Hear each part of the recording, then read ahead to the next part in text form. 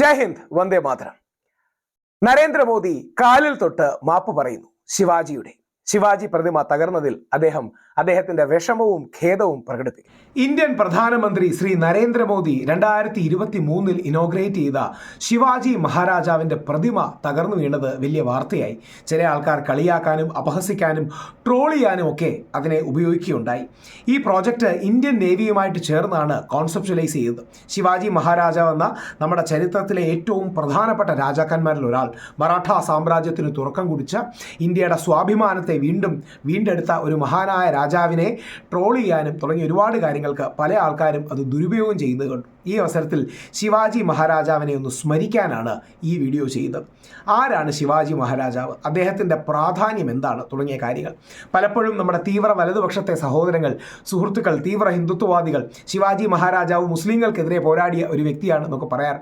അങ്ങനെയല്ല, അത് മുസ്ലിം പോരാട്ടമൊന്നും ആയിരുന്നില്ല. അന്നത്തെ രാഷ്ട്രീയത്തിന് വേണ്ടി മറാഠകളും മുസ്ലിങ്ങളും അദ്ദേഹം തമിഴ്നാടുമായി പോരാടി. ഇന്നും നിങ്ങൾക്കറിയുമ്പോൾ അത്ഭുതം തോന്നും, തഞ്ചാവൂരിൽ ശിവാജി മഹാരാജാവിൻ്റെ പിൻതലമുറക്കാരുണ്ട്. ഒരു ഭോസ്ലെ കുടുംബം ഇന്നും തഞ്ചാവൂരിലുണ്ട്. അവരാണ് തഞ്ചാവൂരിലെ അമ്പലങ്ങളൊക്കെ കൈകാര്യം ചെയ്തത്. അവരുടെ ഒരു വിഷയത്തിന് വേണ്ടി ഒരിക്കൽ അവരുടെ ഒരു കൊളീഗ് എന്നെ അപ്രോച്ച് ചെയ്യുകയും ഞാനത് കണക്ട് ചെയ്തൊക്കെ കൊടുത്തു. അപ്പോൾ നമ്മുടെ ഒരു ലെഗസിയാണ് ശിവാജി മഹാരാജും അങ്ങനെയാണ്, ടിപ്പു സുൽത്താനും അങ്ങനെയാണ്.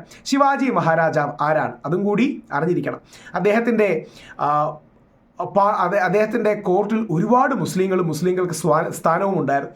ഖാസി ഹൈദർ അദ്ദേഹത്തിൻ്റെ ഒരു പ്രോമിനൻറ്റ് മുസ്ലിം ഒഫീഷ്യലായിരുന്നു അദ്ദേഹത്തിൻ്റെ കോർട്ടിൽ. അതേപോലെ ദർയ സാരംഗ് അദ്ദേഹത്തിൻ്റെ നേവൽ ഫ്ലീറ്റ് ഇദ്ദേഹമാണ് കൈകാര്യം ചെയ്യുന്നത്. ശിവാജി മഹാരാജാവിന് മുസ്ലിം ഇൻസ്റ്റിറ്റ്യൂഷൻസിനോടുള്ള റെസ്പെക്റ്റ് വളരെ അധികമായിരുന്നു. അദ്ദേഹത്തെക്കുറിച്ച് ഏറ്റവും പറയപ്പെടുന്ന ഒരു കൊട്ടേഷനുണ്ട്. അത് ബോർഡർ എന്ന സിനിമയിൽ, ബോർഡർ എന്ന ഹിന്ദി മൂവി, ബോർഡർ എന്ന ബോളിവുഡ് മൂവിയിലും അത് ഷോക്കേസ് ചെയ്യുന്നുണ്ട്. അതായത് മറാഠകളും അന്നത്തെ മുഗൾ രാജവംശവും തമ്മിലുള്ള യുദ്ധത്തിനിടയിൽ നിങ്ങൾ എപ്പോഴെങ്കിലും പരിശുദ്ധ ഖുറാൻ ആ യുദ്ധത്തിനിടയിൽ വരികയാണെങ്കിൽ നിങ്ങൾ ആദ്യം ആ ഖുറാനെ സംരക്ഷിത സ്ഥലത്തേക്ക് എത്തിച്ചു വേണം ബാക്കി യുദ്ധം ചെയ്യാനെന്നാണ്.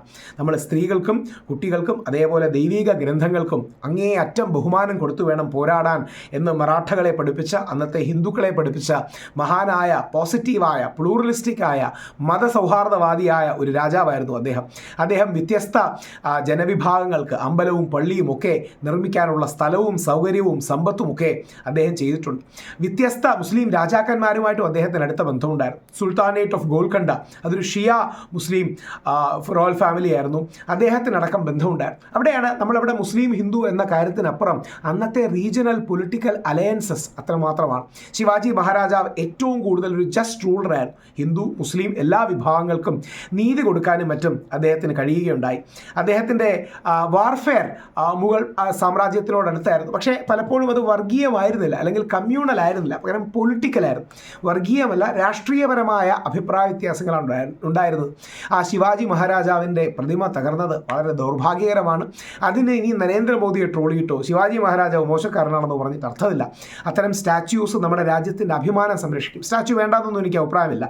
ആ സ്റ്റാച്യു ഒരു റവന്യൂ സോഴ്സ് കൂടി ആയാൽ മതി. ഉദാഹരണം, സർദാർ പട്ടേലിൻ്റെ tallest statue in the world, ഇന്ത്യയുടെ അഭിമാനമാണ്. അതൊരു റവന്യൂ ഗാർണറും കൂടി ആകണം. ഇപ്പം ചില ആൾക്കാർ പറയുന്നുണ്ട് അതിൽ റവന്യൂ വരുന്നത് കുറവാണ്. അങ്ങനെയാണെങ്കിൽ നമുക്ക് കൂട്ടണം. അപ്പോൾ ഇതെല്ലാം നമ്മളുടെ ലെഗസിയും ഹിസ്റ്ററിയും സെലിബ്രേറ്റ് ചെയ്യുന്നതാണ്. ഞാൻ ടിപ്പു സുൽത്താനെ കുറിച്ചൊരു വീഡിയോ ചെയ്തു. ടിപ്പു സുൽത്താൻ ചരിത്രത്തിൽ എത്രമാത്രം നമ്മുടെ രാജ്യസ്നേഹിയായിരുന്നു എന്നും ആൾക്കാരെ ഒരുമിച്ച് കൊണ്ടുപോകാൻ നോക്കിയെന്നും ടിപ്പുവിൻ്റെ പോരാട്ട വീര്യവും ഒക്കെ പറയുന്ന ഒരു വീഡിയോ. ആ വീഡിയോ പോലെ ശിവാജി മഹാരാജാവിനെ ഓർക്കാൻ ഈ ഒക്കേഷൻ ആകട്ടെ. അദ്ദേഹത്തിൻ്റെ പ്രതിമ തകർന്നു വീഴുന്നത് നമ്മുടെ ചരിത്രം തകർന്നു വീഴുന്നത് പോലെയാണ്. അപ്പോൾ ആ പ്രതിമ എത്രയും പെട്ടെന്ന് പുനർനിർമ്മിക്കട്ടെ. അതിനു വേണ്ടിയുള്ള ഫണ്ട്, ആ ഫണ്ടെന്ന് പറഞ്ഞാൽ അതിനുവേണ്ടി നമ്മുടെ രാജ്യത്ത് ഒരുപാട് പാവപ്പെട്ടവരുമുണ്ട്. അപ്പോൾ ഈ ഫണ്ട് പാവപ്പെട്ടവർക്ക് കൊടുക്കാനുള്ളത് കളയുകയല്ല, പകരം അതൊരു ടൂറിസം സ്പോട്ടായിട്ടൊക്കെ ഡെവലപ്പ് ചെയ്ത് അതിൽ നിന്നൊരു റവന്യൂ മോഡലും കൂടെ വരണം. അങ്ങനെ ശിവാജി മഹാരാജാവിനെ സെലിബ്രേറ്റ് ചെയ്യാനും നമുക്ക് കഴിയണം, ടിപ്പു സുൽത്താനെ സെലിബ്രേറ്റ് ചെയ്യാനും കഴിയണം. ഏതെങ്കിലും നശിക്കുന്നത് കണ്ട് കൈയടിച്ചത് നമ്മുടെ മനസ്സിൻ്റെ ഒരുതരം വൃത്തികെട്ട ടെൻഡൻസിയാണ്. അതുകൊണ്ട് നരേന്ദ്രമോദിയെ രാഷ്ട്രീയമായി എതിർക്കാം, പക്ഷേ ശിവാജി മഹാരാജാവിനെ അല്ല ട്രോൾ ചെയ്യേണ്ടത്. ശിവാജിയും റാണി ലക്ഷ്മിഭായിയും ടിപ്പു സുൽത്താനും ഇവരൊക്കെ പെട്ടെന്ന് ഓർമ്മ, അല്ലെങ്കിൽ റസിയ സുൽത്താനയും ഇവരൊക്കെ നമ്മുടെ കോമൺ ലെഗസിയുടെ ഭാഗമാണ്. ഇവരെല്ലാം പെട്ടെന്ന് ഓർമ്മ വരുന്ന പേരുകൾ പറഞ്ഞു എന്നേ ഉള്ളൂ. അങ്ങനെ ഹിന്ദു, മുസ്ലിം, ക്രിസ്ത്യൻ, ബുദ്ധ, ജൈന, സിഖ്, ജൂത എല്ലാവരും നമ്മുടെ ലെഗസിയുടെ ഭാഗമാണ്. ആ ലെഗസിയിൽ സെലിബ്രേറ്റ് ചെയ്യാൻ നമുക്ക് കഴിയട്ടെ. ജയ് ഹിന്ദ്. നിങ്ങളുടെ നിലപാടുകൾ കമന്റ് രൂപത്തിൽ ഇടുക. എല്ലാ കമന്റും ഞാനിത് വായിക്കുന്നുണ്ട്. എൻ്റെ വീഡിയോസ് കുറെ കൂടെ മെച്ചമാകാനും ഞാനെന്ന വ്യക്തിക്ക് കൂടുതൽ പഠിക്കാനും ആ കമന്റുകൾ സഹായിക്കും. തീർച്ചയായിട്ടും ഇതിനെ ലൈക്ക് ചെയ്യുക, ഷെയർ ചെയ്യുക, സബ്സ്ക്രൈബ് ചെയ്യുക. കൂടുതൽ ക്വാളിറ്റിയുള്ള കണ്ടന്റ്, കൂടുതൽ സമയം ഇതിനുവേണ്ടി സ്പെൻഡ് ചെയ്യാനൊക്കെ അത് വലിയൊരു ഉത്തേജനം ഉണ്ടാകും എനിക്ക്. എല്ലാ അത്തരം കമന്റുകളും എന്നെ പ്രചോദിപ്പിക്കുകയും ചെയ്യും. നിങ്ങളുടെ ആ കമന്റ്സ്, നിങ്ങളുടെ ലൈക്സ്, നിങ്ങളുടെ സ്നേഹം, നിങ്ങളുടെ ആദരം, നിങ്ങളുടെ എല്ലാ positive criticism, negative criticism, feedback ഞാനെന്ന വ്യക്തിയെ കൂടുതൽ കാര്യങ്ങൾ ചെയ്യാൻ പ്രേരിപ്പിക്കുകയും ചെയ്യും.